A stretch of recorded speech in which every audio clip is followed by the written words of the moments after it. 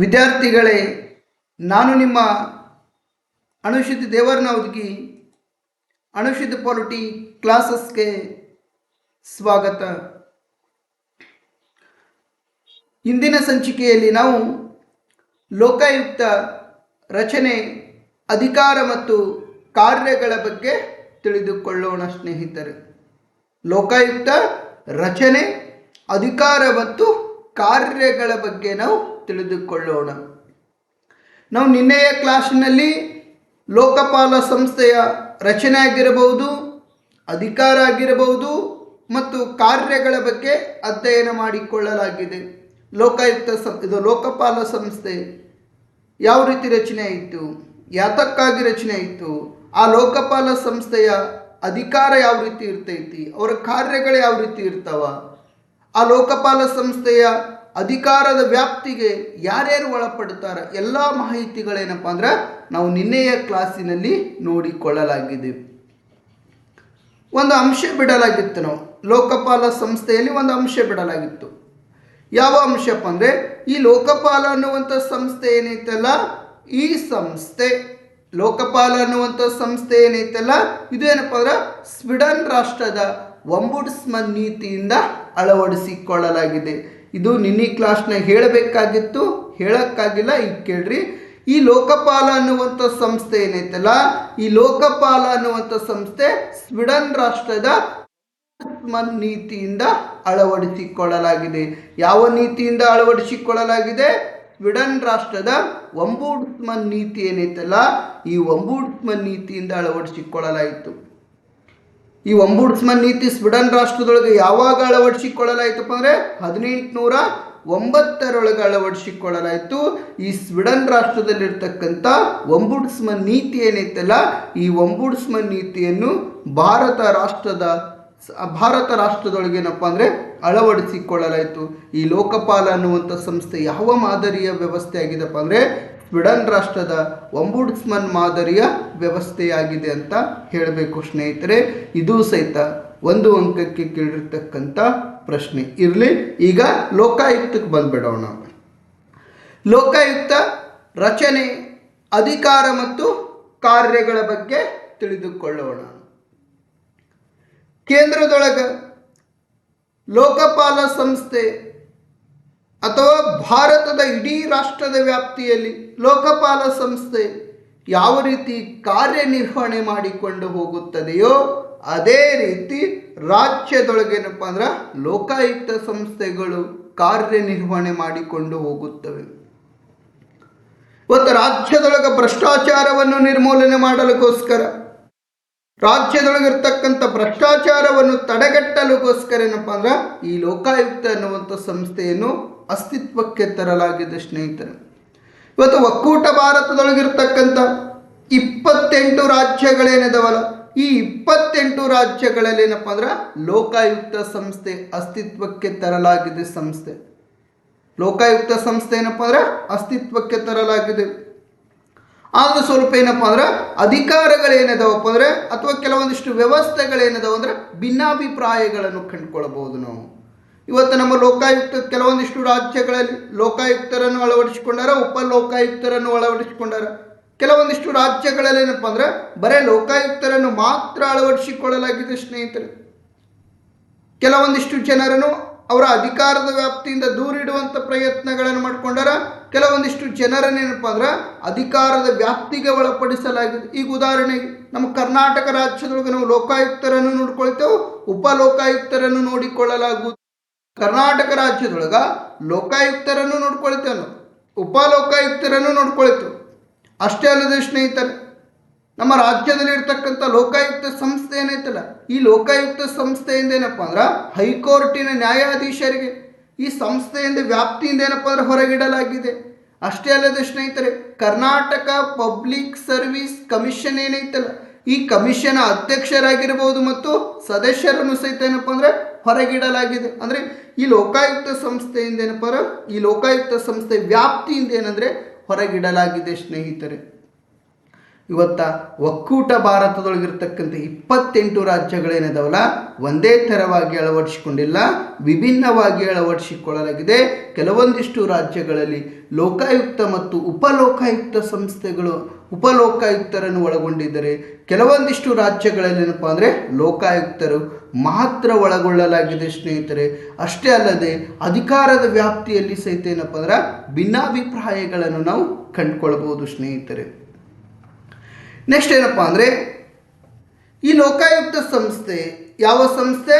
ಈ ಲೋಕಾಯುಕ್ತ ಸಂಸ್ಥೆ ಏನೈತಲ್ಲ ಪ್ರಪ್ರಥಮ ಬಾರಿಗೆ ಲೋಕಾಯುಕ್ತ ಸಂಸ್ಥೆ ಪ್ರಪ್ರಥಮ ಬಾರಿಗೆ ಯಾವ ರಾಜ್ಯ ಪರಿಚಯಿಸಿತಪ್ಪ ಅಂದರೆ ಒಡಿಶಾ ರಾಜ್ಯ ಏನೈತಲ್ಲ ಈ ಒಡಿಶಾ ರಾಜ್ಯ ಪರಿಚಯಿಸಿತು ಸ್ನೇಹಿತರೆ. 1970ರಲ್ಲಿ ಎಂಥ 1970ರಲ್ಲಿ ಭಾರತದ ಒಕ್ಕೂಟ ಭೂವ್ಯವಸ್ಥೆ ಒಳಗೆ ಪ್ರಪ್ರಥಮ ಬಾರಿಗೆ ಈ ಒಡಿಶಾ ರಾಜ್ಯ ಏನೈತಲ್ಲ ಈ ಒಡಿಶಾ ರಾಜ್ಯ ಲೋಕಾಯುಕ್ತ ಸಂಸ್ಥೆಯನ್ನು ಪರಿಚಯಿಸಿತು, ಆದರೆ ಜಾರಿಗೆಗೊಳಿಸಲಿಲ್ಲ ಸ್ನೇಹಿತರೆ. ಜಾರಿಗೆ ತರಬೇಕಂತ ಪ್ರಯತ್ನ ಮಾಡ್ತು, ಅಲ್ಲಿರ್ತಕ್ಕಂಥ ರಾಜ್ಯ ಶಾಸಕಾಂಗ ಒಳಗೆ ಮಸೂದೆಯನ್ನು ಮಂಡನೆ ಮಾಡ್ತು, ಆದರೆ ಆ ಮಸೂದೆಗೆ ಒಪ್ಪಿಗೆ ಪಡೆದುಕೊಳ್ಳುವುದಕ್ಕೆ ಏನಪ್ಪ ಅಂದ್ರೆ ಈ ಒಡಿಶಾ ಸರ್ಕಾರಕ್ಕೆ ಸಾಧ್ಯವಾಗಲಿಲ್ಲ. ಅದಕ್ಕಾಗಿ ಅಲ್ಲೇನಪ್ಪ ಅಂದ್ರೆ ಈ ಲೋಕಾಯುಕ್ತ ಸಂಸ್ಥೆ ಜಾರಿಗೆ ಬರುವುದಕ್ಕೆ ಸಾಧ್ಯವಾಗಲಿಲ್ಲ. ಪರಿಚಯಿಸಿದೆವದು ಒಡಿಶಾ ರಾಜ್ಯ. ಯಾವಾಗ ಪರಿಚಯಿಸಲಾಯಿತಪ್ಪ ಅಂದರೆ 1970ರಲ್ಲಿ ಸ್ನೇಹಿತರೆ. ನೆಕ್ಸ್ಟ್ 1971ರಲ್ಲಿ ಮಹಾರಾಷ್ಟ್ರ ರಾಜ್ಯವು ನಮ್ಮ ರಾಜ್ಯದ ಗಡಿಯನ್ನು ಹಂಚಿಕೊಂಡಿರ್ತಕ್ಕಂಥ ಅವಾಗವಾಗ ನಮ್ಮ ಜೊತೆ ಏನಪ್ಪ ಅಂದರೆ ಜಗಳಕ್ಕೆ ಬರುವಂಥ ರಾಜ್ಯ, ಎಲ್ಲ ನಮಗೆ ಬೆಳಗಾವಿ ಬೇಕಂತ ಹೇಳುವಂಥ ಈ ಮಹಾರಾಷ್ಟ್ರ ರಾಜ್ಯ ಏನೈತಲ್ಲ ಈ ಮಹಾರಾಷ್ಟ್ರ ರಾಜ್ಯ ಏನೈತಲ್ಲ ಇದೇನಪ್ಪ ಅಂದರೆ ಪ್ರಪ್ರಥಮ ಬಾರಿಗೆ ಲೋಕಾಯುಕ್ತ ಸಂಸ್ಥೆಯನ್ನು ಜಾರಿಗೆ ತಂದಿತ್ತು ಸ್ನೇಹಿತರೆ. ಯಾವಾಗ ಜಾರಿಗೆ ತರಲಾಯ್ತಂದರೆ 1971. ನಿಮ್ಮ ಬುಕ್ನಾಗ ಏನಪ್ಪ ಅಂದ್ರೆ ತಪ್ಪು ಕೊಟ್ಟೈತಿ, ನಿಮ್ಮ ಬುಕ್ನಾಗ 73 ಕೊಟ್ಟೈತಿ, ನಿಮ್ಮ ಬುಕ್ ಒಳಗೆ ಎಷ್ಟು ಕೊಟ್ಟೈತಿ 73 ಕೊಟ್ಟೈತಿ. 73 ಸ್ನೇಹಿತರೆ ಅದು 71. ಒಡಿಶಾ ರಾಜ್ಯ ಪ್ರಪ್ರಥಮ ಬಾರಿಗೆ ಲೋಕಾಯುಕ್ತ ಸಂಸ್ಥೆಯನ್ನು ಪರಿಚಯಿಸಿದರೆ ಮಹಾರಾಷ್ಟ್ರ ರಾಜ್ಯ ಏನೈತಲ್ಲ ಈ ಮಹಾರಾಷ್ಟ್ರ ರಾಜ್ಯ ಲೋಕಾಯುಕ್ತ ಅನ್ನುವಂಥ ಸಂಸ್ಥೆ ಏನೈತಲ್ಲ 1971ರಲ್ಲಿ ಪ್ರಪ್ರಥಮ ಬಾರಿಗೆ ಜಾರಿಗೆ ತರಲಾಯಿತು ಸ್ನೇಹಿತರೆ. ಇನ್ನು ಒಡಿಶಾ ಹಾಗಾದರೆ ಒಡಿಶಾ ರಾಜ್ಯ ಯಾವಾಗ ಲೋಕಾಯುಕ್ತ ಸಂಸ್ಥೆ ಅಳವಡಿಸಿಕೊಳ್ತಪ್ಪ ಅಂದರೆ 1983ರಲ್ಲಿ ಅಳವಡಿಸಿಕೊಡ್ತು ಸ್ನೇಹಿತರೆ. 1983 ಇರಲಿ, ನಿಮ್ಮ ನಾಲೆಜ್ಗೋಸ್ಕರ ಇರಲಿ. ಓಕೆ ಕೇಳಿ. 1970ರಲ್ಲಿ ಒಡಿಶಾ ರಾಜ್ಯ ಲೋಕಾಯುಕ್ತ ಸಂಸ್ಥೆ ಪರಿಚಯಿಸಿತು. ಇಲ್ಲೇನಪ್ಪ ಅಂದ್ರೆ 1971ರೊಳಗೆ ಮಹಾರಾಷ್ಟ್ರ ರಾಜ್ಯವು ಸಹಿತ ಏನಪ್ಪ ಅಂದ್ರೆ ಪ್ರಪ್ರಥಮ ಬಾರಿಗೆ ರಾಷ್ಟ್ರದೊಳಗೆ ಅಂದ್ರೆ ಈ ಲೋಕಾಯುಕ್ತ ಸಂಸ್ಥೆಯನ್ನು ಜಾರಿಗೆ ತರಲಾಯಿತು ಸ್ನೇಹಿತರೆ. ನಮ್ಮ ಕರ್ನಾಟಕದಲ್ಲಿ ಸರ್ ಒಡಿಶಾ ಹೇಳಿದ್ರಿ, ಮಹಾರಾಷ್ಟ್ರ ಹೇಳಿದ್ರಿ, ನಮ್ಮ ಕರ್ನಾಟಕನೇ ನೀವು ಹೇಳಲಾಗಿರಿ. ಕರ್ನಾಟಕ ಯಾವಾಗ ಜಾರಿಗೆ ತಂತು, ಅವಾಗ ಮುಖ್ಯಮಂತ್ರಿ ಯಾರಿದ್ರು ನೋಡೋಣ ಸ್ನೇಹಿತರೆ. ಕರ್ನಾಟಕದಲ್ಲಿ ಲೋಕಾಯುಕ್ತ ಅನ್ನುವಂಥ ಸಂಸ್ಥೆ ಏನೈತಲ್ಲ ಅಂದಿನ ರಾಜ್ಯದ ಮುಖ್ಯಮಂತ್ರಿ ಆಗಿರ್ತಕ್ಕಂಥ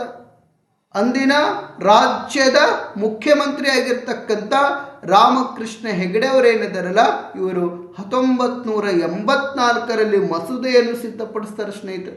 ಮಸೂದೆಯನ್ನು ಸಿದ್ಧಪಡಿಸಿ ಆ ಮಸೂದೆಯನ್ನು ನಮ್ಮ ರಾಜ್ಯ ಶಾಸಕಾಂಗದಲ್ಲಿ ಮಂಡನೆ ಮಾಡಿ 1986 ಜನವರಿ 15ರಂದು ಜಾರಿಗೆ ತರುತ್ತಾರೆ ಸ್ನೇಹಿತರೆ.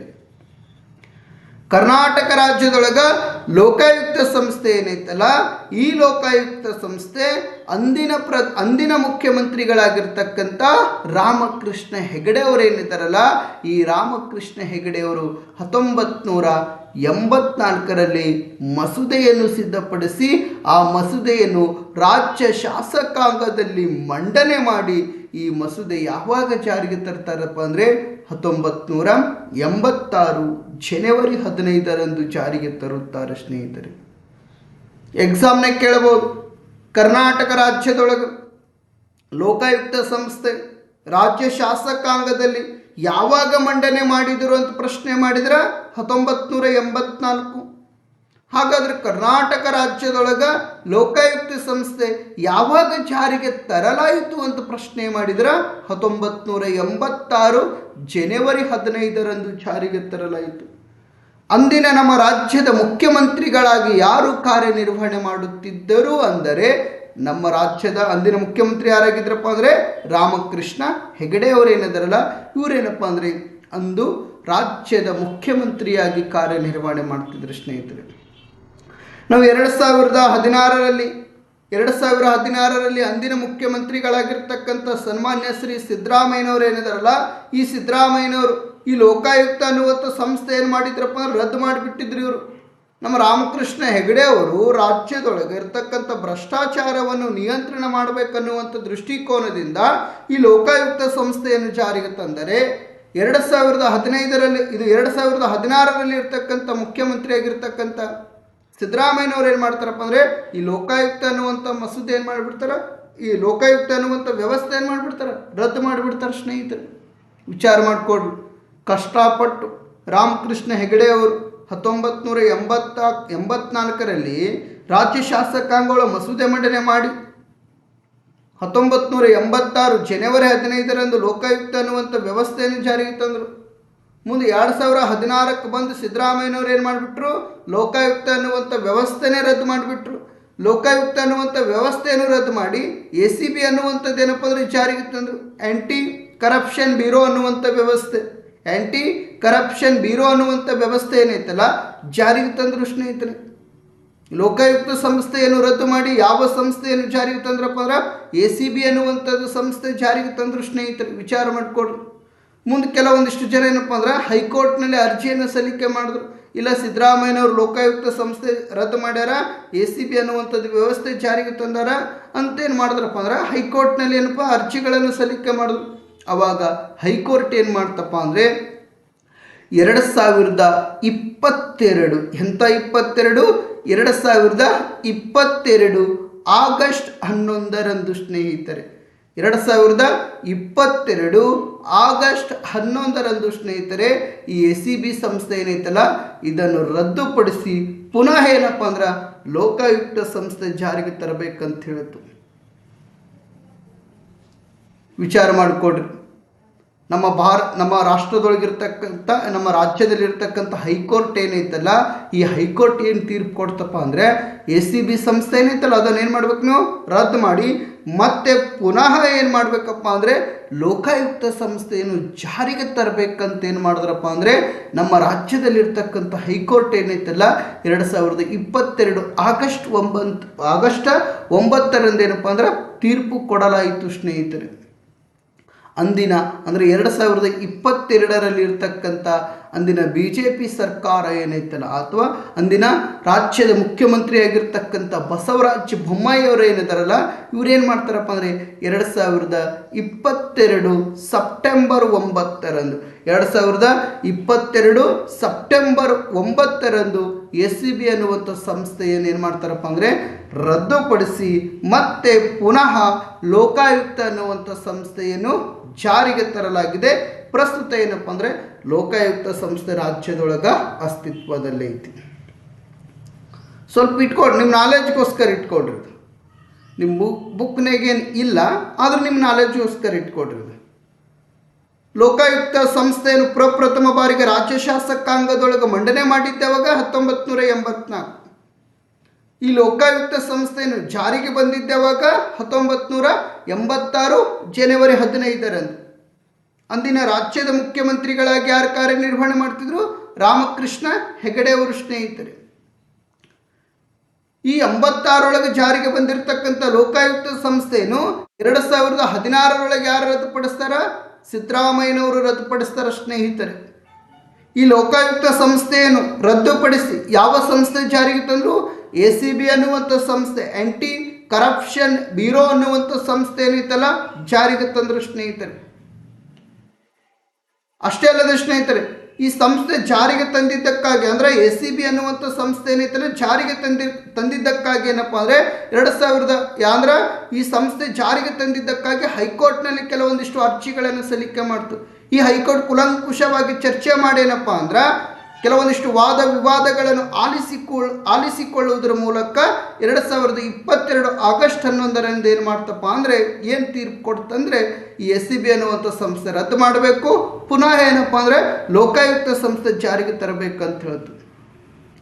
ಅಂದಿನ BJP ಸರ್ಕಾರ, ಅಂದಿನ ರಾಜ್ಯದ ಮುಖ್ಯಮಂತ್ರಿ ಆಗಿರ್ತಕ್ಕಂಥ ಬಸವರಾಜ ಬೊಮ್ಮಾಯಿ ಅವರು 2022 ಸೆಪ್ಟೆಂಬರ್ 9ರಂದು SCB ಸಂಸ್ಥೆಯನ್ನು ರದ್ದುಪಡಿಸಿ ಪುನಃ ಲೋಕಾಯುಕ್ತ ಸಂಸ್ಥೆಯನ್ನು ಜಾರಿಗೆ ತರಲಾಯಿತು. ಸ್ನೇಹಿತರೆ, ವಿಚಾರ ಮಾಡಿಕೊಡು. ಇಷ್ಟೇನಪ್ಪ ಅಂದ್ರೆ ನಾವೆಲ್ಲ ನೋಡ್ಕೊಳ್ಬೇಕು.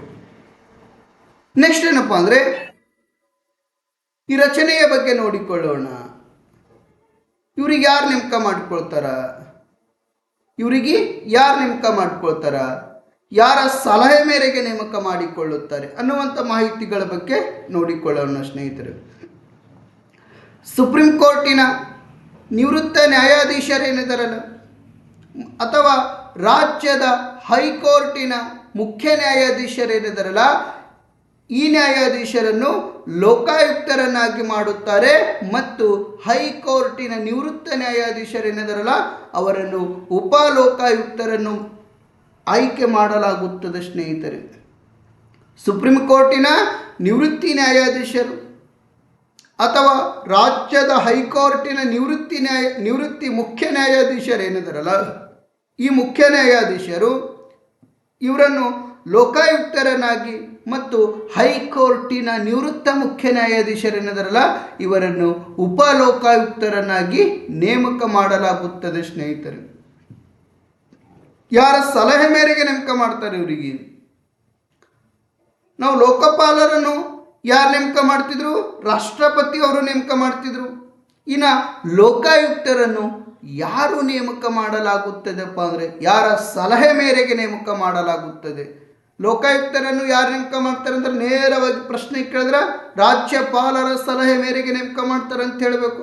ಯಾರ ಸಲಹೆ ಮೇರೆಗೆ ನೇಮಕ ಮಾಡಲಾಗುತ್ತದೆ ಅಂತ ಪ್ರಶ್ನೆ ಕೇಳಿದ್ರೆ ರಾಜ್ಯದ ಮುಖ್ಯಮಂತ್ರಿಯವರ ಸಲಹೆ ಮೇರೆಗೆ. ಸ್ನೇಹಿತರೆ, ರಾಜ್ಯದ ಹೈಕೋರ್ಟಿನ ಮುಖ್ಯ ನ್ಯಾಯಾಧೀಶರ ಸಲಹೆ ಮೇರೆಗೆ, ರಾಜ್ಯದ ವಿಧಾನಸಭೆಯ ಸಭಾಪತಿಗಳೇನಿದಾರಲ್ಲ, ಸ್ಪೀಕರ್ ಅಂತ ನಾವೇನು ಕರಿತೇವಲ್ಲ, ಇವರ ಸಲಹೆ ಮೇರೆಗೆ ಮತ್ತು ವಿಧಾನ ಪರಿಷತ್ತಿನ ಸಭಾಪತಿಯವರಾಗಿರಬಹುದು. ಅಷ್ಟೇ ಅಲ್ಲದೆ ಸ್ನೇಹಿತರೆ, ವಿಧಾನಸಭೆಯ ವಿರೋಧ ಪಕ್ಷದ ನಾಯಕರ ಸಲಹೆ ಮೇರೆಗೆ ಏನಪ್ಪ ಅಂದ್ರೆ ಈ ನಮ್ಮ ರಾಜ್ಯದ ಲೋಕಾಯುಕ್ತರನ್ನು ನೇಮಕ ಮಾಡಲಾಗುತ್ತದೆ. ಸ್ನೇಹಿತರೆ, ಲೋಕಾಯುಕ್ತರನ್ನು ಯಾರು ನೇಮಕ ಮಾಡಲಾಗುತ್ತದೆ ಅಂತ ನೇರವಾಗಿ ಪ್ರಶ್ನೆಗಳನ್ನು ಕೇಳಿದರೆ ರಾಜ್ಯಪಾಲರು ನೇಮಕ ಮಾಡುತ್ತಾರೆ ಅಂತ ಹೇಳಬೇಕು. ಯಾರ ಸಲಹೆ ಮೇರೆಗೆ ಅಂತ ಪ್ರಶ್ನೆ ಮಾಡಿದರೆ ರಾಜ್ಯದ ಮುಖ್ಯಮಂತ್ರಿಯವರ ಸಲಹೆ ಮೇರೆಗೆ ರಾಜ್ಯದ ಹೈಕೋರ್ಟಿನ ಮುಖ್ಯ ನ್ಯಾಯಾಧೀಶರೇನಿದಾರಲ್ಲ ಮತ್ತು ವಿಧಾನಸಭೆಯ ಸಭಾಪತಿಯವರಾಗಿರಬಹುದು, ವಿಧಾನ ಪರಿಷತ್ತಿನ ಸಭಾಪತಿಯವರಾಗಿರಬಹುದು ಮತ್ತು ವಿಧಾನಸಭೆಯ ವಿರೋಧ ಪಕ್ಷದ ನಾಯಕರು. ನಾವು ಪ್ರಜಾಪ್ರಭುತ್ವದ ಕಾವಲು ನಾಯಿ ಅಂತ ನಾವು ಕರಿತೇವೆ. ಯಾರಿಗೆ? ಇದೇ ವಿರೋಧ ಪಕ್ಷದ ನಾಯಕರಿಗೆ.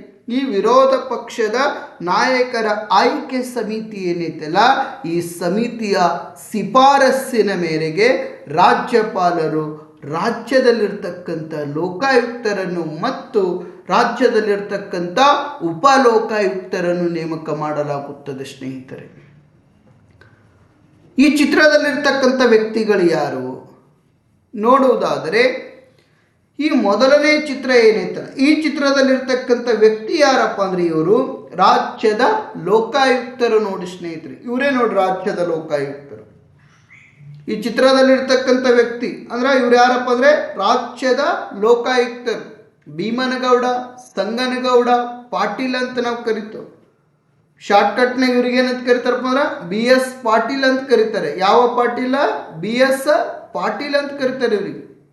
ಭೀಮನಗೌಡ, ಸಂಗನಗೌಡ, ಪಾಟೀಲ್ರವರು ಏನಿದಾರಲ್ಲ ಇವರು ಪ್ರಸ್ತುತ ಅಂದರೆ 2025 ಡಿಸೆಂಬರ್ ತಿಂಗಳಲ್ಲಿ ಪ್ರಸ್ತುತ ಏನಪ್ಪ ಅಂದ್ರೆ ಇವರು ಲೋಕಾಯುಕ್ತರಾಗಿ ಕಾರ್ಯನಿರ್ವಹಣೆ ಮಾಡುತ್ತಿದ್ದಾರೆ. ಸ್ನೇಹಿತರೆ, ಇನ್ನು ಈ ಚಿತ್ರದಲ್ಲಿರ್ತಕ್ಕಂಥ ವ್ಯಕ್ತಿ ಯಾರಿರಬಹುದು? ಇವರು ಲೋಕಾಯುಕ್ತರಾದರೆ ಇವರು ಯಾರಿರ್ಬೋದಪ್ಪ ಅಂದರೆ ಇವರು ಉಪ ಲೋಕಾಯುಕ್ತರು ಸ್ನೇಹಿತರೆ. ಯಾವ ಲೋಕಾಯುಕ್ತರು?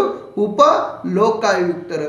ಇವರೇನಪ್ಪ ಅಂದ್ರೆ ಉಪ ಲೋಕಾಯುಕ್ತ. ಇವರು ಲೋಕಾಯುಕ್ತರಾಗಿ ಕಾರ್ಯನಿರ್ವಹಣೆ ಮಾಡುತ್ತಿದ್ದರೆ ಈ ಚಿತ್ರದಲ್ಲಿರ್ತಕ್ಕಂಥ ವ್ಯಕ್ತಿ ಏನದರಲ್ಲ ಇವರೇನಪ್ಪ ಅಂದ್ರೆ ಉಪ ಲೋಕಾಯುಕ್ತರಾಗಿ ರಾಜ್ಯದೊಳಗೆ ಕಾರ್ಯನಿರ್ವಹಣೆ ಮಾಡುತ್ತಿದ್ದಾರೆ ಸ್ನೇಹಿತರೆ.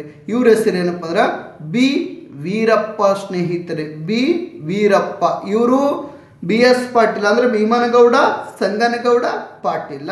ಇನ್ನು ಉಪ ಲೋಕಾಯುಕ್ತರು ಯಾರಪ್ಪ ಅಂದ್ರೆ ಬಿ ವೀರಪ್ಪನವ್ರು ಏನಿದಾರಲ್ಲ ಇವರೇನಪ್ಪ ಅಂದ್ರೆ ರಾಜ್ಯದ ಉಪ ಲೋಕಾಯುಕ್ತರಾಗಿ ಕಾರ್ಯನಿರ್ವಹಣೆ ಮಾಡುತ್ತಿದ್ದಾರೆ ಸ್ನೇಹಿತರೆ. ಇನ್ನು ಇವರ ಅಧಿಕಾರಾವಧಿ ಎಷ್ಟು? ಲೋಕಾಯುಕ್ತರ ಅಧಿಕಾರಾವಧಿ ಎಷ್ಟಪ್ಪ ಅಂದ್ರೆ 5 ವರ್ಷ ಅಥವಾ 65 ವರ್ಷ ವಯಸ್ಸು. ಇದರಲ್ಲಿ ಯಾವುದು ಮೊದಲು ಅದು ಅವರ ಅಧಿಕಾರಾವಧಿಯಾಗಿರುತ್ತದೆ.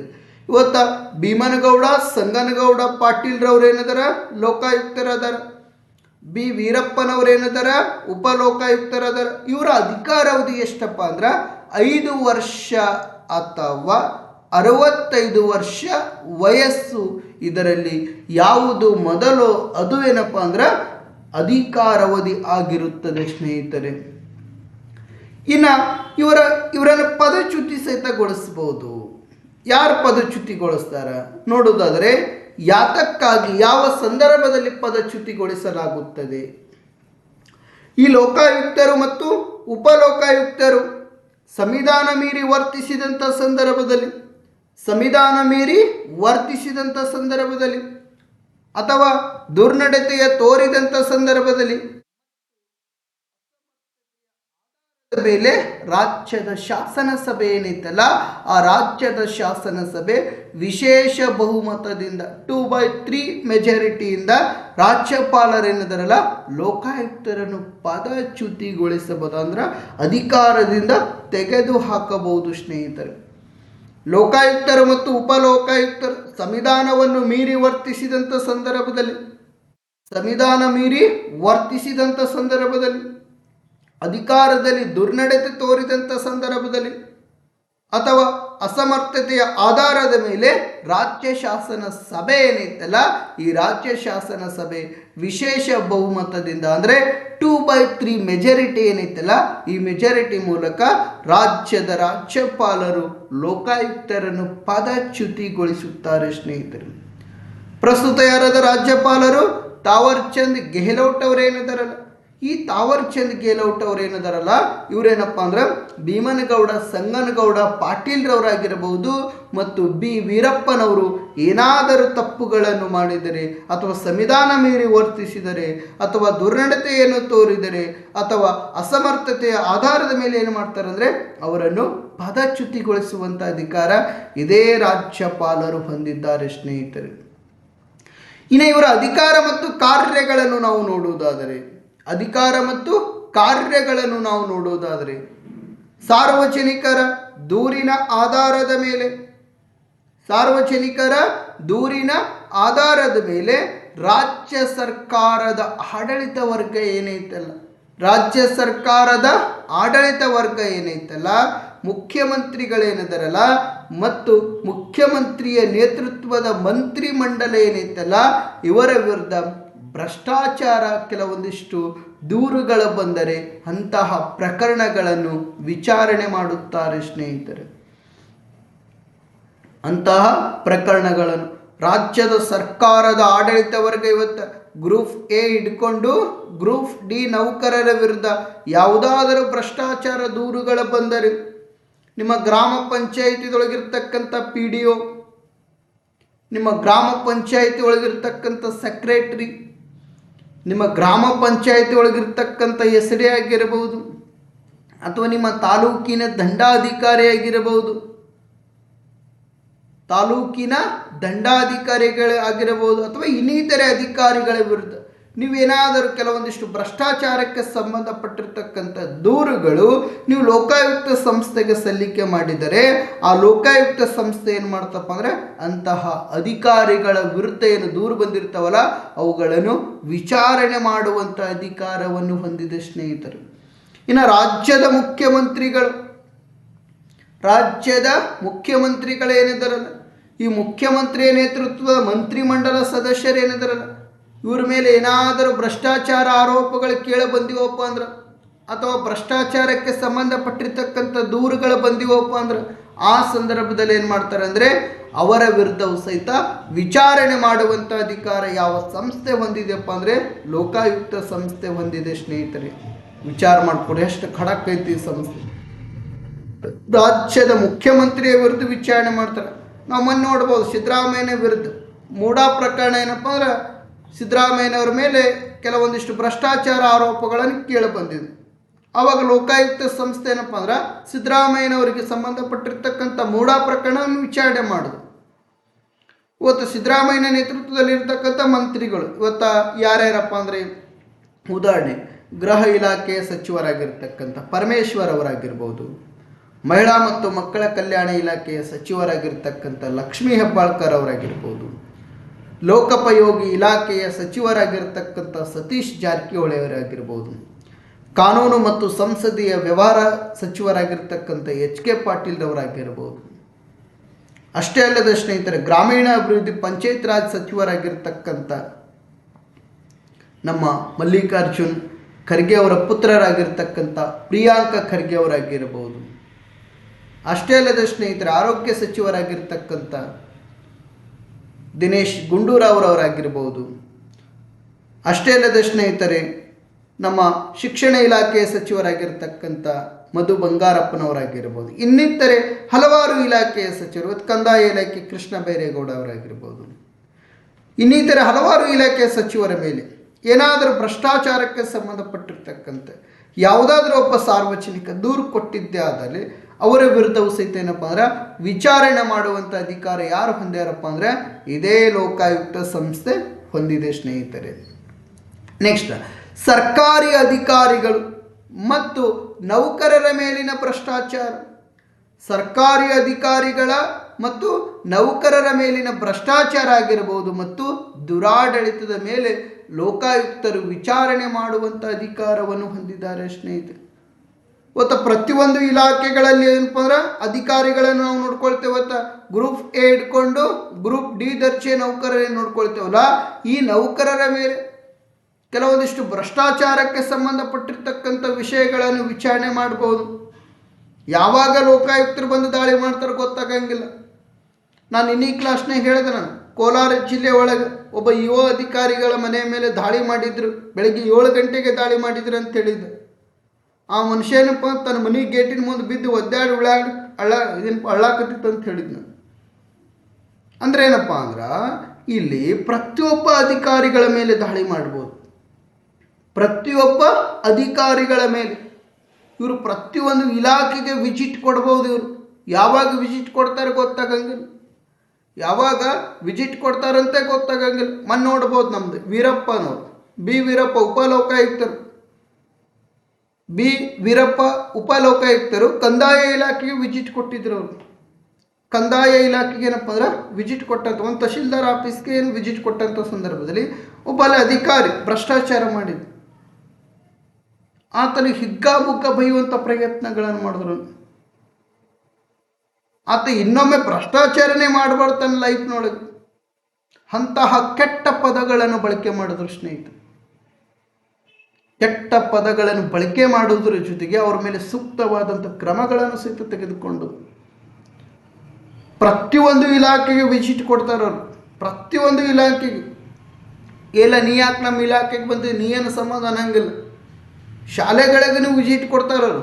ಪ್ರತಿಯೊಂದು ಗ್ರಾಮ ಪಂಚಾಯತಿಗೂ ವಿಸಿಟ್ ಕೊಡ್ಬೋದು, ಪ್ರತಿಯೊಂದು ತಾಲೂಕ್ ಪಂಚಾಯತಿಗೂ ವಿಸಿಟ್ ಕೊಡ್ಬೋದು, ಜಿಲ್ಲಾ ಪಂಚಾಯತಿಗೆ ವಿಸಿಟ್ ಕೊಡ್ಬೋದು, ತಹಶೀಲ್ದಾರ್ ಆಫೀಸ್ಗಳಿಗೆ ವಿಸಿಟ್ ಕೊಡ್ಬೋದು. ಪ್ರತಿಯೊಂದು ಇಲಾಖೆಗೆ ಏನಪ್ಪ, ಪ್ರತಿಯೊಂದು ಕಚೇರಿಗೆ ಏನಪ್ಪ ಅಂದ್ರೆ ವಿಸಿಟ್ ಕೊಡುವಂಥ ಅಧಿಕಾರ ಯಾರಿಗೆ ಐತಪ್ಪ ಅಂದರೆ ಭೇಟಿ ಕೊಡುವಂಥ ಅಧಿಕಾರ, ಅಲ್ಲಿ ಕೆಲವೊಂದಿಷ್ಟು ದುರಾಡಳಿತದ ಬಗ್ಗೆ ವಿಚಾರಣೆ ಮಾಡುವಂಥ ಅಧಿಕಾರ ಯಾರಿಗೆ ಐತಪ್ಪ ಅಂದರೆ ಇದೇ ಲೋಕಾಯುಕ್ತರಿಗೆ ಐತಿ ಸ್ನೇಹಿತರೆ, ಲೋಕಾಯುಕ್ತರಿಗೆ. ನೆಕ್ಸ್ಟ್ ಏನಪ್ಪ ಅಂದರೆ ಸ್ಥಳೀಯ ಸಂಸ್ಥೆಗಳಾದ ಜಿಲ್ಲಾ ಪಂಚಾಯಿತಿ ಆಗಿರಬಹುದು, ತಾಲೂಕು ಪಂಚಾಯಿತಿ ಆಗಿರಬಹುದು ಮತ್ತು ಗ್ರಾಮ ಪಂಚಾಯಿತಿ ಆಗಿರಬಹುದು, ಅಲ್ಲಿರ್ತಕ್ಕಂಥ ಅಧ್ಯಕ್ಷ, ಉಪಾಧ್ಯಕ್ಷ ಮತ್ತು ಸದಸ್ಯರ ಮೇಲೆ ಇರತಕ್ಕಂಥ ಭ್ರಷ್ಟಾಚಾರ ಏನೈತಲ್ಲ ಅದರ ಮೇಲೆ ಸಹಿತ ವಿಚಾರಣೆ ಮಾಡಬಹುದು ಸ್ನೇಹಿತರೆ. ಎಷ್ಟು ಅಧಿಕಾರ ಕೊಟ್ಟಿದ್ದಾರೆ ನೋಡ್ರಿ ಇವ್ರಿಗೆ. ಜಿಲ್ಲಾ ಪಂಚಾಯಿತಿ, ತಾಲೂಕು ಪಂಚಾಯಿತಿ ಮತ್ತು ಗ್ರಾಮ ಪಂಚಾಯಿತಿಯ ಅಧ್ಯಕ್ಷ ಆಗಿರ್ಬೋದು, ಉಪಾಧ್ಯಕ್ಷರ ವಿರುದ್ಧ, ಉಪಾಧ್ಯಕ್ಷ ಅಷ್ಟೆಲ್ಲ ಸ್ನೇಹಿತರೆ, ಅಲ್ಲಿರ್ತಕ್ಕಂಥ ಸದಸ್ಯರ ವಿರುದ್ಧ ಸಹಿತ ಏನಪ್ಪ ಅಂದರೆ ಭ್ರಷ್ಟಾಚಾರದ ಮೇಲೆ ಇರ್ತಕ್ಕಂಥ ವಿಚಾರಣೆ ಮಾಡುವಂಥ ಅಧಿಕಾರವನ್ನು ಹೊಂದಿದ್ದಾರೆ. ನಿಮ್ಮ ಗ್ರಾಮ ಪಂಚಾಯಿತಿ ಒಳಗೆ ಒಬ್ಬ ಪುಡಾರಿ ನನ್ನ ಮಗ ಅಧ್ಯಕ್ಷ ಆಗಿದ್ದಪ್ಪ ಅಥವಾ ಉಪಾಧ್ಯಕ್ಷ ಆಗಿದ್ದ ಅಥವಾ ಸದಸ್ಯ ಆಗಿದ್ದಪ್ಪ, ಸಿಕ್ಕಾಪಟ್ಟೆ ಭ್ರಷ್ಟಾಚಾರ ಮಾಡಿಬಿಟ್ಟಿದ್ದ, ಪಂಚಾಯಿತಿಗೆ ಬರುವಂಥ ಎಲ್ಲ ಅನುದಾನ ತನಗೇನಪ್ಪ ಅಂದ್ರೆ ಪೂರೈಕೆ ಮಾಡ್ಕೊಂಡಿದ್ದಪ್ಪ ಅಂದ್ರೆ ಯಾವುದೇ ರೀತಿ ಕೆಲಸ ಮಾಡಲಿಲ್ಲ, ಬಂದಿರತಕ್ಕಂಥ ಅನುದಾನ ತನ್ನ ಪಾಡಿಗೆ ತಾನೇ ನಿರ್ವಹಣೆ ಮಾಡಿಕೊಂಡಪ್ಪ, ಅವಾಗೇನಪ್ಪ ಅಂದ್ರೆ ಅಂತಹ ಅಧ್ಯಕ್ಷನ ವಿರುದ್ಧ ನಾವು ಲೋಕಾಯುಕ್ತ ಸಂಸ್ಥೆಗೆ ದೂರು ಕೊಟ್ಟಿದ್ದೇವಪ್ಪ ಅಂದ್ರೆ ಆ ಲೋಕಾಯುಕ್ತ ಸಂಸ್ಥೆ ಆ ಅಧ್ಯಕ್ಷ ಆಗಿರ್ಬೋದು, ಉಪಾಧ್ಯಕ್ಷ ಆಗಿರ್ಬೋದು, ಸದಸ್ಯನ ವಿರುದ್ಧ ಏನು ಮಾಡ್ತಾರಪ್ಪ ಅಂದರೆ ವಿಚಾರಣೆಯನ್ನು ಮಾಡ್ಬೋದು ಸ್ನೇಹಿತರೆ. ನಿಮ್ಮ ಗ್ರಾಮ ಪಂಚಾಯಿತಿ ಒಳಗ ಏನಾದರೂ ಭ್ರಷ್ಟಾಚಾರ ನಡೆದರೆ, ನಿಮ್ಮ ಗ್ರಾಮ ಪಂಚಾಯಿತಿ ಒಳಗ ಏನಾದರೂ ಭ್ರಷ್ಟಾಚಾರ ನಡೆದರೆ, ನಿರ್ಗತಿಕ ಸಮುದಾಯಗಳಿಗೆ ಕೆಲವೊಂದಿಷ್ಟು ಏನಪ್ಪ ಅಂದ್ರೆ ವಸ್ತುಗಳು ಬಂದಿರ್ತಾವ, ಕೆಲವೊಂದಿಷ್ಟು ಯೋಜನೆಗಳು ಬಂದಿರ್ತಾವ, ಕೆಲವೊಂದಿಷ್ಟು ಕಾರ್ಯಕ್ರಮಗಳನ್ನು ರೂಪಿಸಬೇಕಾಗ್ತೈತಿ. ಆ ಎಲ್ಲ ಯೋಜನೆಗಳೇನಪ್ಪ ಅಂದ್ರೆ ನಾಗರಿಕರಿಗೆ ಮುಟ್ಟಿಸಲಾಗದೆ ತನ್ನನ್ನು ತಾನು ಏನಪ್ಪ ಅಂದ್ರೆ ಉಪಯೋಗ ಪಡಿಸಿಕೊಂಡಿದ್ದಪ್ಪ ಅಂದ್ರೆ ಅಂತಹ ಕೆಲವೊಂದಿಷ್ಟು ದೂರುಗಳೇನದವಲ್ಲ ನಾವು ಲೋಕಾಯುಕ್ತರಿಗೆ ಕೊಟ್ಟೆವಪ್ಪ ಅಂದ್ರೆ ಆ ಲೋಕಾಯುಕ್ತ ಸಂಸ್ಥೆ ಏನೈತಲ್ಲ ಆ ಗ್ರಾಮ ಪಂಚಾಯಿತಿ ಅಧ್ಯಕ್ಷನ ವಿರುದ್ಧ ಏನಪ್ಪ ಅಂದ್ರೆ ವಿಚಾರಣೆ ಮಾಡ್ತಾರೆ ಸ್ನೇಹಿತರೆ. ಕೆಲವೊಂದಿಷ್ಟು ಗ್ರಾಮ ಪಂಚಾಯಿತಿ ಒಳಗೆ ನಾವು ನೋಡ್ಕೊಳ್ಬೋದು, ಕೆಲವೊಂದಿಷ್ಟು ಗ್ರಾಮ ಪಂಚಾಯಿತಿ ಒಳಗೆ ಆ ಮೋಟಾರ್ ತುಂಬಕ್ಕೆ 20 ರಿಂದ 25 ಲಕ್ಷ ರೂಪಾಯಿ ಖರ್ಚು ಮಾಡ್ತಾರೆ. ಮೋಟಾರ್ ಸುಡ್ತು, ಮೋಟಾರ್ ತುಂಬಿದವು, ಹಂಗೆ ಮಾಡಿದೆವು, ಹಿಂಗೆ ಮಾಡಿದೆವು, ಅಲ್ಲಿ ಬೋರ್ವೆಲ್ ಹಾಕ್ತೇವೆ, ಇದು ಬೋರ್ವೆಲ್ ಮಾಡಿದೆವು,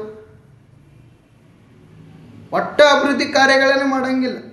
ಕೆಲವೊಂದಿಷ್ಟು ಪಂಚಾಯಿತಿ ಹೆಂಗಾಗಿಬಿಟ್ಟವಪ್ಪ ಅಂದ್ರೆ ಭ್ರಷ್ಟಾಚಾರ, ಪೂರಾ ಭ್ರಷ್ಟಾಚಾರ, ಒಟ್ಟ ದುಡಿಯಂಗಿಲ್ಲ ಕೆಲವೊಂದಿಷ್ಟು ಅಲ್ಲಿರ್ತಕ್ಕಂಥ ನಾಗರಿಕರು. ಈ ಅಧ್ಯಕ್ಷ ಮತ್ತು ಉಪಾಧ್ಯಕ್ಷ ಕೆಲವೊಂದಿಷ್ಟು ಸದಸ್ಯರು ಏನದಾರಲ್ಲ ಈ ಅಥವಾ ಇವ್ರು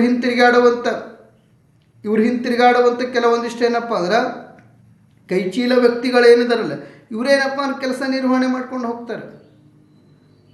ಇಂತಹ ಏನಾದರೂ ಪಂಚಾಯತ್ ಒಳಗೆ ಭ್ರಷ್ಟಾಚಾರ ನಡೆದ್ರೆ ಆ ಭ್ರಷ್ಟಾಚಾರ ಆರೋಪದ ವಿರುದ್ಧ, ಆ ಭ್ರಷ್ಟಾಚಾರ ನಡೆದಂಥ ಸಂದರ್ಭಗಳಲ್ಲಿ ಆ ಪಂಚಾಯಿತಿಯ ವಿರುದ್ಧ ಆಗಿರಬಹುದು ಅಥವಾ ಅಲ್ಲಿರ್ತಕ್ಕಂಥ ಅಧ್ಯಕ್ಷ, ಉಪಾಧ್ಯಕ್ಷ, ಸದಸ್ಯರ ವಿರುದ್ಧ ನಾವು ಲೋಕಾಯುಕ್ತ ಸಂಸ್ಥೆಗೆ ದೂರು ಕೊಟ್ಟಿದ್ದೇ ಆದ್ರೆ ಆ ಲೋಕಾಯುಕ್ತ ಸಂಸ್ಥೆ ಏನಪ್ಪ ಅಂದ್ರೆ ಆ ಪಂಚಾಯಿತಿಯ ಅಧ್ಯಕ್ಷ, ಉಪಾಧ್ಯಕ್ಷ, ಸದಸ್ಯರ ವಿರುದ್ಧ ಏನಪ್ಪ ಅಂದ್ರೆ ವಿಚಾರಣೆ ಮಾಡುವಂಥ ಅಧಿಕಾರವನ್ನು ಹೊಂದಿದೆ ಸ್ನೇಹಿತರೆ. ಅಷ್ಟೇ ಅಲ್ಲದೆ ಸ್ನೇಹಿತರೆ, ಪುರಸಭೆ ಆಗಿರಬಹುದು, ನಗರಸಭೆ ಆಗಿರಬಹುದು, ಮಹಾನಗರ ಪಾಲಿಕೆಗಳ ಮೇಲೆ ಸಹಿತ ಸಾರ್ವಜನಿಕರ ದೂರಿನ ಆಧಾರದ ಮೇಲೆ ವಿಚಾರಣೆ ಮಾಡ್ತಾರೆ ನೋಡಿ ಸ್ನೇಹಿತರೆ. ಪುರಸಭೆ ಆಗಿರಬಹುದು, ನಗರಸಭೆ ಆಗಿರಬಹುದು ಮತ್ತು ಮಹಾನಗರ ಪಾಲಿಕೆ. ಇವತ್ತು ವಿಜಯಪುರಕ್ಕೆ ಮಹಾನಗರ ಪಾಲಿಕೆ ಐತಿ, ನಮ್ಮ ಕಲಬುರಗಿ ಮಹಾನಗರ ಪಾಲಿಕೆ ಐತಿ, ತುಮಕೂರ್ಗೆ ಐತಿ, ಬೆಂಗಳೂರಿಗೆ ಐತಿ, ಮೈಸೂರಿಗೆ ಐತಿ, ಶಿವಮೊಗ್ಗಕ್ಕೆ ಐತಿ, ಕೆಲವೊಂದಿಷ್ಟು ಪ್ರದೇಶಗಳು ಇವತ್ತು ಹುಬ್ಬಳ್ಳಿ ಧಾರವಾಡ ಮಹಾನಗರ ಪಾಲಿಕೆ, ಬೆಳಗಾವಿ ಮಹಾನಗರ ಪಾಲಿಕೆ. ಇಲ್ಲೇನು ಮಹಾನಗರ ಪಾಲಿಕೆಗಳೇನಿದಾವಲ್ಲ ಅಥವಾ ನಗರಸಭೆಗಳೇನಿದಾವಲ್ಲ ಅಥವಾ ಪುರಸಭೆಗಳೇನಿದಾವೆ, ಇಲ್ಲಿ ಏನಾದರೂ ಭ್ರಷ್ಟಾಚಾರಗಳು ನಡೆದಂಥ ಸಂದರ್ಭದಲ್ಲಿ ಅಲ್ಲಿರ್ತಕ್ಕಂಥ ಯಾವುದಾದ್ರೂ ಒಬ್ಬ ಸಾರ್ವಜನಿಕರು ಲೋಕಾಯುಕ್ತ ಸಂಸ್ಥೆಗೆ ದೂರು ಕೊಟ್ಟಿದ್ರು ಅಂದ್ರೆ ಆ ಲೋಕಾಯುಕ್ತ ಸಂಸ್ಥೆ ಏನು ಮಾಡ್ತೈತಪ್ಪ ಅಂದ್ರೆ ಈ ಸಂಸ್ಥೆಗಳ ವಿರುದ್ಧ ವಿಚಾರಣೆ ಮಾಡುವಂಥ ಅಧಿಕಾರವನ್ನು ಹೊಂದಿದೆ ಸ್ನೇಹಿತರೆ. ನೆಕ್ಸ್ಟ್ ಏನಪ್ಪ ಅಂದರೆ ಭ್ರಷ್ಟಾಚಾರದ ಮೇಲಿನ ವಿಚಾರಣೆಯ ನಂತರ ಸಂಬಂಧಪಟ್ಟಿರ್ತಕ್ಕಂಥ ಅಧಿಕಾರಿಗಳಿಗೆ ಶಿಸ್ತು ಕ್ರಮ ಕೈಗೊಳ್ಳಲು ಸರ್ಕಾರಕ್ಕೆ ವರದಿಯನ್ನು ಸಲ್ಲಿಸುವುದು ಸ್ನೇಹಿತರೆ. ಯಾವುದಾದ್ರೂ ಒಂದು ಇಲಾಖೆಯ ಅಧಿಕಾರಿ ಭ್ರಷ್ಟಾಚಾರ ಮಾಡಿದ್ದಪ್ಪ ಅಂದ್ರೆ ಅಥವಾ ಸಾರ್ವಜನಿಕರವ್ರ ಮ್ಯಾಗ ದೂರು ಕೊಟ್ಟಿದ್ದೆಲ್ಲ ಆದ್ರೆ ಅಂತಹ ಸಂದರ್ಭದಲ್ಲಿ ಲೋಕಾಯುಕ್ತ ಸಂಸ್ಥೆರು ಅವರನ್ನು ಏನು ಮಾಡ್ತಾರೆ, ವಿಚಾರಣೆ ಮಾಡ್ತಾರೆ. ವಿಚಾರಣೆ ಮಾಡಿ ಸಂಬಂಧ ಅಂದ್ರೆ ಭ್ರಷ್ಟಾಚಾರ ಮಾಡಿದ್ದು ಸಾಬೀತೈತಪ್ಪ ಅಂದ್ರೆ ಆ ಸಂದರ್ಭದಲ್ಲಿ ಸಂಬಂಧಪಟ್ಟಿರ್ತಕ್ಕಂಥ ಅಧಿಕಾರಿ ಯಾರಿರ್ತಾರಲ್ಲ ಅಂತಹ ಅಧಿಕಾರಿಯ ವಿರುದ್ಧ ಶಿಸ್ತು ಕ್ರಮ ತೆಗೆದುಕೊಳ್ಳುವಂತೆ ಏನು ಮಾಡ್ತಾರೆ ಅಂದರೆ ಸರ್ಕಾರಕ್ಕೆ ವರದಿಯನ್ನು ಸಲ್ಲಿಕೆ ಮಾಡ್ತಾರೆ ಸ್ನೇಹಿತರೆ. ನಿಮ್ಮೂರು ಗ್ರಾಮ ಪಂಚಾಯಿತಿ ಪಿ ಡಿ ಒ ಏನಪ್ಪ ಸಿಕ್ಕಾಪಟ್ಟೆ ಭ್ರಷ್ಟಾಚಾರ ಮಾಡಿರ್ತಾನೆ, ಭ್ರಷ್ಟಾಚಾರ ಮಾಡಿದಂಥ ಸಂದರ್ಭದಲ್ಲಿ ಯಾವುದೋ ಒಬ್ಬ ಸಾಮಾನ್ಯ ಕಾರ್ಯಕರ್ತ ಅಥವಾ ಸಾಮಾನ್ಯ ನಾಗರಿಕ ಏನಪ್ಪ ಅಂದ್ರೆ ಲೋಕಾಯುಕ್ತ ಸಂಸ್ಥೆಗೆ ದೂರು ಕೊಡ್ತಾನೆ. ನೋಡಪ್ಪ ನೋಡ್ರಿ ಇಂಥ ನಮ್ಮ ಗ್ರಾಮ ಪಂಚಾಯಿತಿಯ ಪಿ ಡಿ ಒ ಏನಪ್ಪ ಅಂದ್ರೆ ಇಷ್ಟು ಕೋಟಿ ಭ್ರಷ್ಟಾಚಾರ ಮಾಡ್ಯಾರ ಅಂತ ದೂರು ಕೊಡ್ತಾರೆ. ಅವಾಗ ನಮ್ಮ ಲೋಕಾಯುಕ್ತ ಸಂಸ್ಥೆ ಅವ್ರ ವಿರುದ್ಧ ವಿಚಾರಣೆ ಮಾಡ್ತೈತಿ.